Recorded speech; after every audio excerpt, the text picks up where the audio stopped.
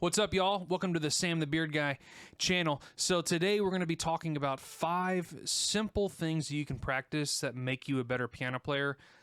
I usually hate stuff like top 5 things, so like, have a better summer beach bod or whatever it is. But these are 5 things that I really do genuinely believe that can make you a better piano player. They are things I practiced religiously in college, and things I practice still today. I don't practice a ton anymore, just in general. You're in a season of life where you're practicing a bunch or you're just learning how to play piano. Some of these might be a little bit on the edge of maybe too advanced if you're just a new piano player. But these 5 things, again, these are things that I just really practiced in college and in my young adult life. I guess I'm still kind of a young adult, but I'm aging out at the young 30 that I am. So, yeah, y'all like, subscribe, share, post, comment, sub, whatever, anything y'all can do to help, help me out would be awesome. All right, so the first thing, scales. Scales, baby. Man, you could literally spend, and some do, you could spend literally years just practicing scales. So we're talking about major scales.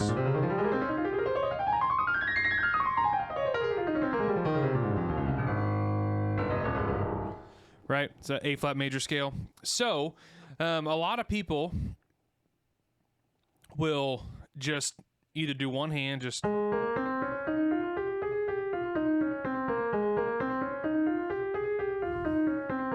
maybe do 2 octaves.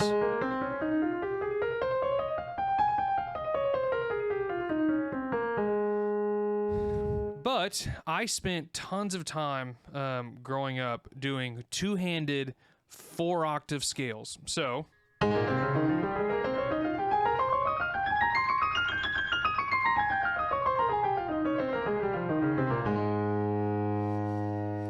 that is significantly harder to do than doing one scale one-handed or one scale with 2 hands because, one, you have to focus and concentrate.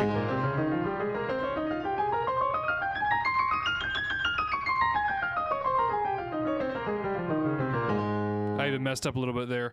A lot of it's because my chair's freaking moving on me. But yeah, so it makes you focus and concentrate. You're doing a longer exercise, so it's better than just doing one scale or 1 octave. But once you get, this under your fingers, you can just do it all 12 keys up and down.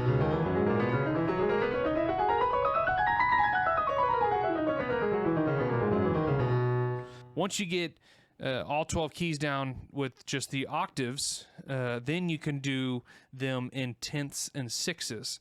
So this is, or tenths and sixths, and this is where it really starts to get tricky. So instead of starting on A flat on both hands, you start a tenth away. So you start on A flat and C in the right.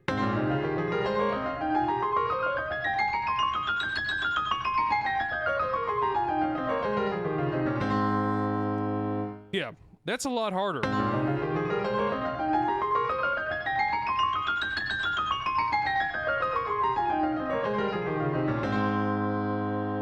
But I cannot stress how good that is for your brain and for your fingers. You're essentially, when you're doing 1 octave, you're doing individual things with your hands, but they're in unison. And so the amount of brain power that goes to each hand, you're just playing the same notes. It's like, whatever, I'm just doing octaves. When you're doing different notes, now you have 2 different sets of fingerings going on, 2 different notes going on, and it really starts to stretch your brain. And then you can even do like 2 octaves apart.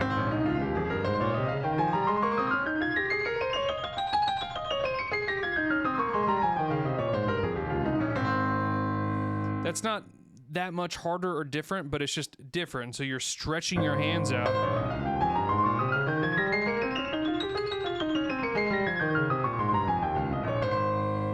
It's just making your brain think in a different way. Then once you get tenths down, you can do 13ths. So instead of starting a tenth away, so A flat and C, you start A flat and F.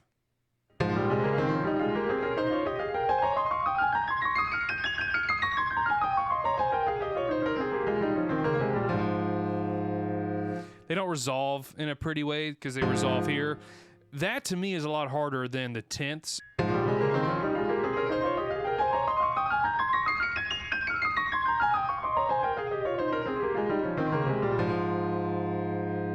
I messed up a little bit at the top, but that's a lot harder, and that's the point. Like that's hard. That's harder for me now than it used to be because I don't do this a ton anymore. But that really stretches your brain and makes you just develop your hand independence. So that's one thing that really, one of many, but a big thing that separates professionals from novice players is hand independence. So truly being able to give full love to each hands in doing what they're doing on the keyboard without one of them losing quality.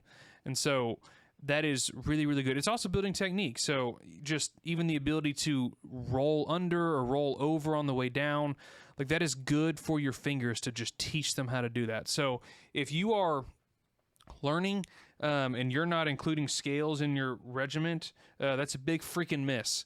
You need to have scales in your routine. On top of scales, just building finger dexterity, hand independence, arpeggios are another thing that need to be in your practice routine. So arpeggios, a very simple arpeggio is just 1, 3, 5 of each chord. So if we're in A flat, let's do E flat. So E flat, G, B flat. So 2 hands.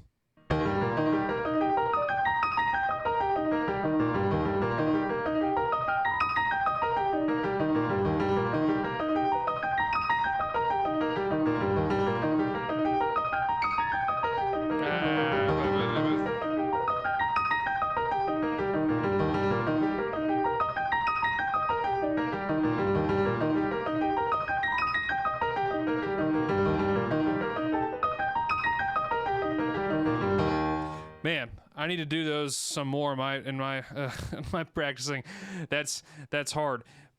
I used to do those all the time. I mean, I'd pass juries and I was able to used to do them perfectly. Now they're a little bit sloppier, but man, I can feel even my left hand is like kind of sore from just doing that just a couple times through. So it's really good. I mean, that really builds up finger dexterity because what's different about arpeggios than scales is the pattern is different in stretch. So scales, you're just going up. Your fingers are always, here, or they're moving a little bit, but you're always one note away from your next note. Arpeggios, you have the triad, but then you have the jump up to the 1 again. So E flat, G, B flat, then you're up to E flat. So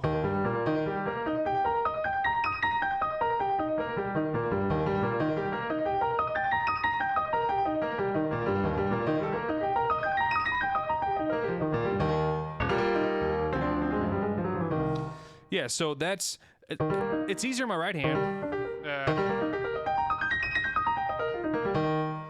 But that's making you, that's going one step deeper than scales in the sense of you're having to really be intentional about what notes you're hitting. It also gets your hand really comfortable making big movements. I mean, you're going jump, jump, jump. It's really good for your left hand. If you're like me, a lot of people just their left hand technique suffers. So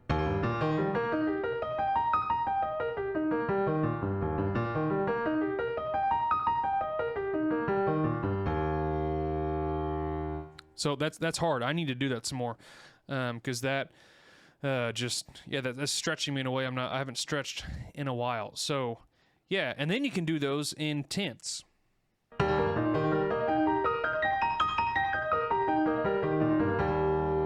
That's a lot harder. So the tenths and scales is, is that, yeah, it's a tenth. Yeah, sorry. The tenths in the arpeggios are way harder than I think the tenths or the 6 and scales, just because now you're stretching your hand and hitting different intervals at different times. So it's really good for your brain just to stretch it by doing these.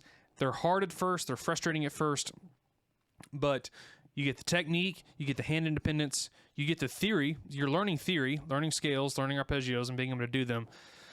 And those are really important for just growing as a pianist. So, yeah, scales, and arpeggios. So next, practicing with the metronome. So this is not always a popular comment with people because they hate the idea of playing music with a click and a beat thing going on. That's how they would describe it. But it's very obvious when you play with people when someone doesn't ever practice with the metronome. There is nothing worse than people with bad timing.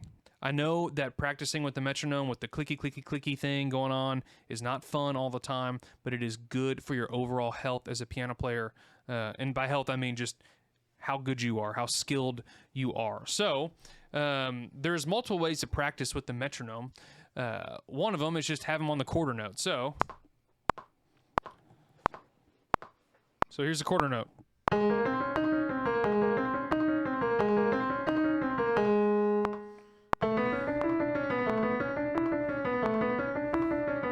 See, I could hear myself rushing there a little bit.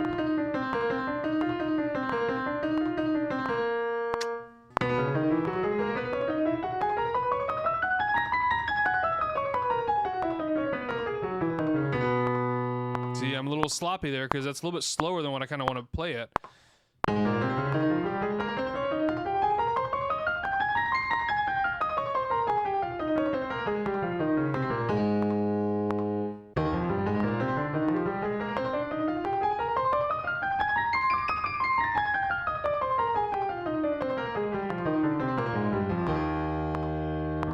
So that's at 88 BPM. That feels slow, but that's really good for me to practice that slow because my tendency is I'm a little bit on the top side of the beat sometimes. Like I kind of pull ahead and then I have to kind of pull myself back. So it's really good to practice with the metronome because you're hearing the click telling you. It's like having a teacher that are almost saying, hey, you're getting ahead, like slow down. If you just, practice to whatever time you want, then you're not gonna be able to play with other people. So it's a big miss. So practicing on the quarter note. If you are more in the jazz realm, what you can do is practice with the click on the 2 and 4. So this is something I did a ton. It really helps you just learn how to swing.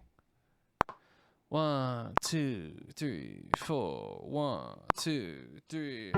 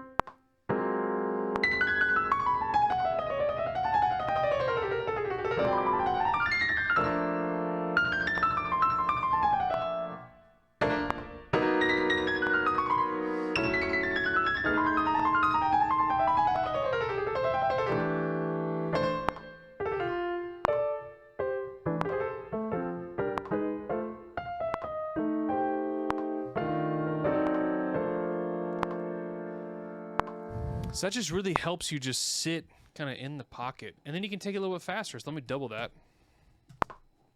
1, 2, 1, 2, 3.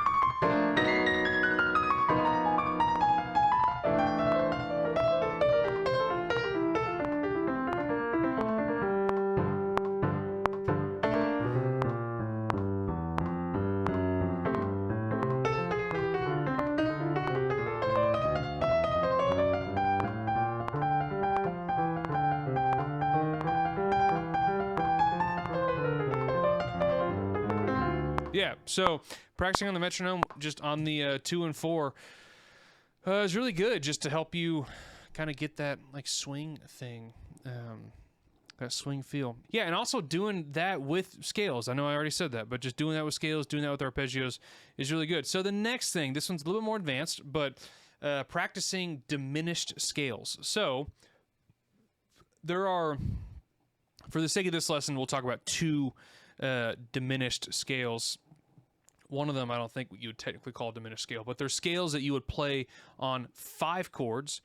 So if we're on G minor, so G minor is 2, then we go to C7. So there's 2 scales that you can play on C. There's many scales, but 2 that are, I would say, are like kind of the first scales that you learn when you start adding like alterations to your dominant chords.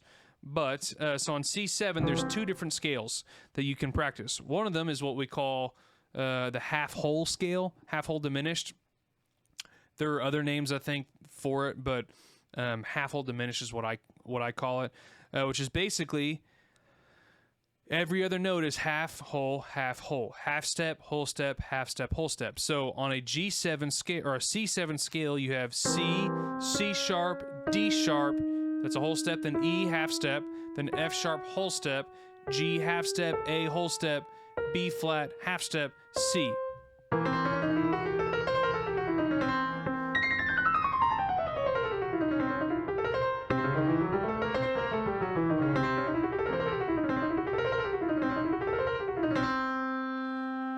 So that is a awesome scale to use on 5 chords. So if we were to put this metronome back in here, 1, 2, 1, 2,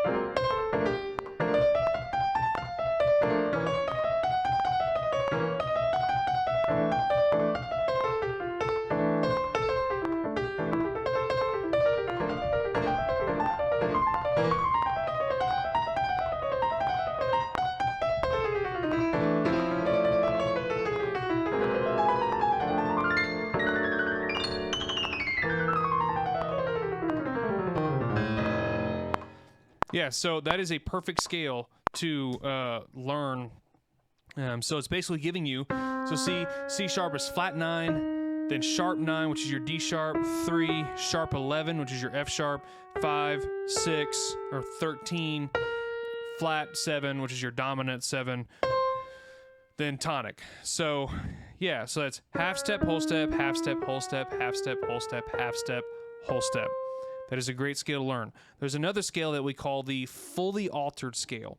So that is going to be essentially the same thing as the half whole diminished, but with 1 note difference. So we do the half, whole, half, and then once you get to that, so C, C sharp, D sharp, E, once you get to that 3rd, it's all whole steps from there. So C, C sharp, D sharp, E, all whole steps. F sharp, G sharp, B flat, C. I know if you're a nerd, theory nerd, you're like, oh, enharmonics, like it's you know, it's like A sharp.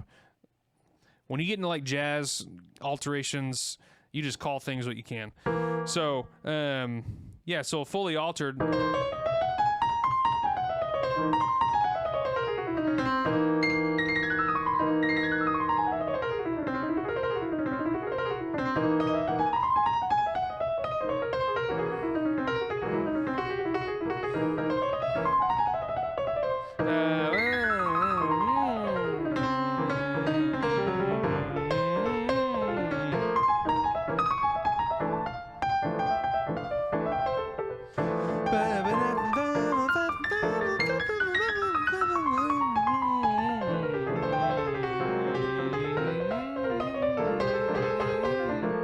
Yeah, so fully altered.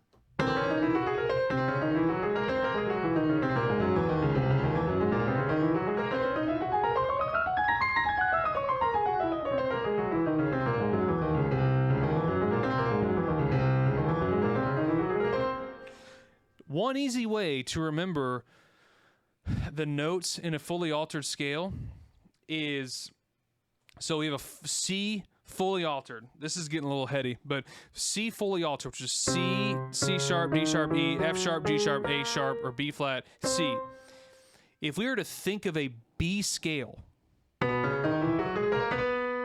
we just change the B's to C, that's that scale. So anytime you're not quite sure, like what the alteration would be, just think about the notes underneath it, the notes that belong to the major scale a half step down, and that's it. Yeah, so if we were to take like a G7, right? So D minor. So I'm thinking of what are the notes of down a half step from G, so G flat, but with the G instead of a G flat, which is going to be...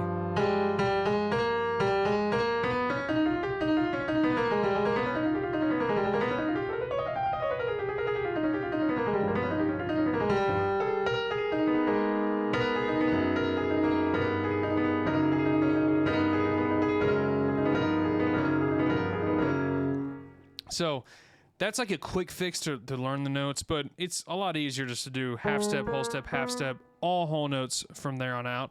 So yeah, practicing your diminished scales. On the one little more, like even more advanced little thing is on the half whole diminished, there is only 4 half whole diminished scales. So if you were to go back to the C, C, C sharp, D sharp, E, F sharp, G, A, B flat, C. If you start on any of the notes in that scale on the diminished third, so if we're on C, if we were to start on D sharp or E flat and play that same scale starting on D sharp or E flat, it's the same notes and it's the E flat half whole. So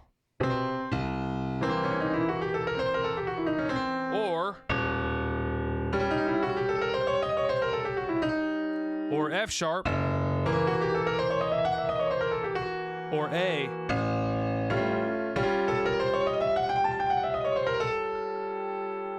So it's kind of cool.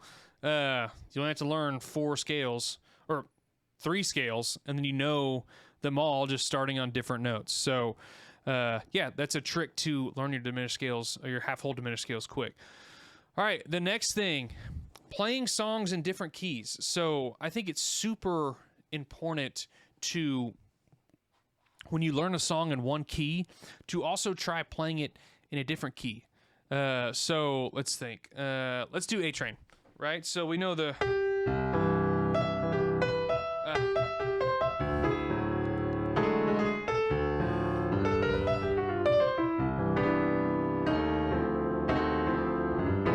let's try taking it up to D.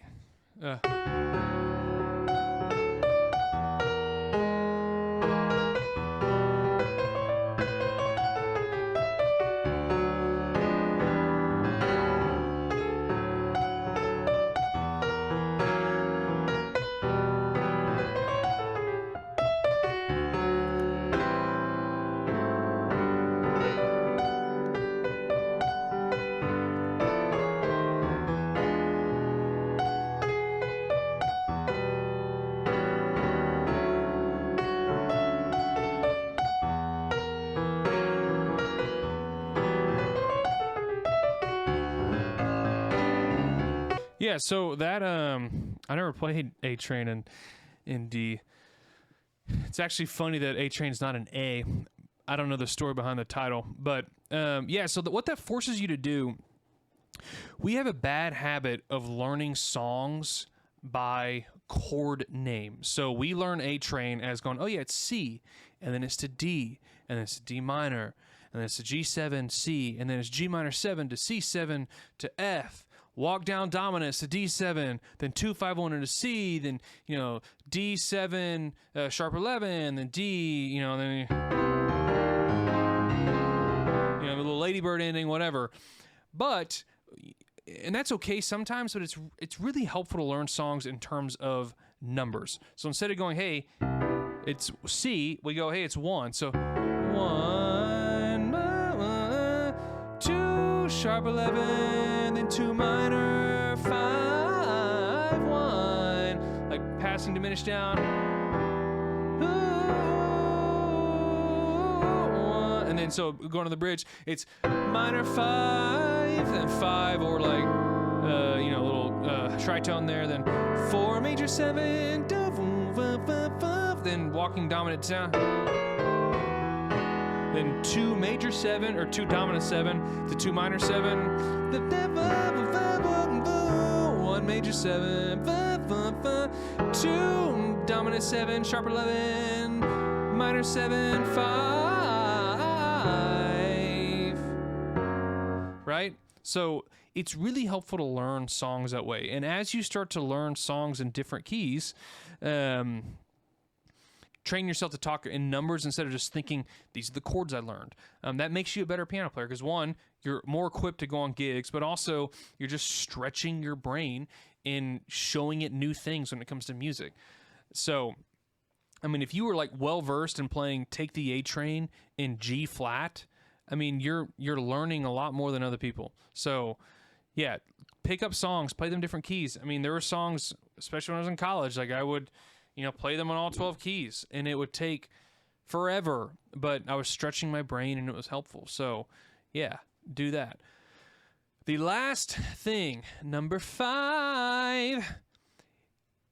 I'm saying this, and it's funny I'm saying it because I do it all the time on this channel, but improvising just randomly. So, just sitting down and just playing things, even like what I do on this channel, like the 1 hour of improv, like that's a good learning tool. Like you're just, instead of being stuck to a structure or a form, you're just letting kind of your brain and your heart take you to the next chord progression, to the next sound. You're just going all over the place, you know? I mean, I haven't thought of what I'm gonna do here.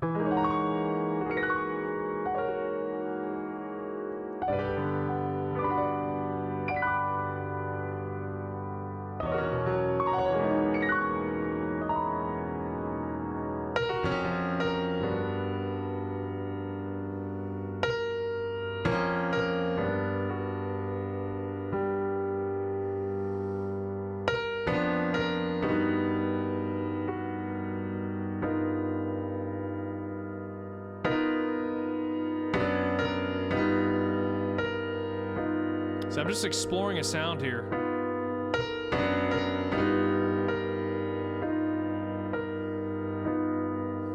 How can I resolve this?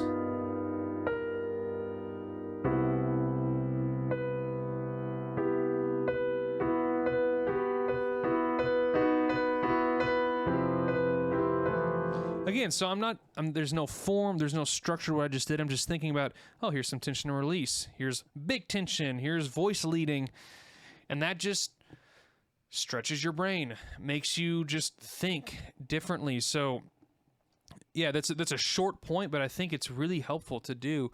If there's a theme from any of the things I've talked about here, it's just, you know, exposing yourself to new stuff. You know, once you learn a song, do it in a different key. Once you get a scale down, do it faster. Do it with the metronome on 2 and 4. Once you get the arpeggio down, do it in 6. Do it in 10. You can't do arpeggios in 6, I guess. But do them in, you know, first position, root position, second position. Do scales, whatever. Like, just keep exposing your brain to new things. Don't skip over the things you learn and half-ass them. Perfect them and really get them in your bag. But just keep learning, keep exposing yourself. And that's going to help you be a better player. So that's 5 things. There's a bajillion things that you could do.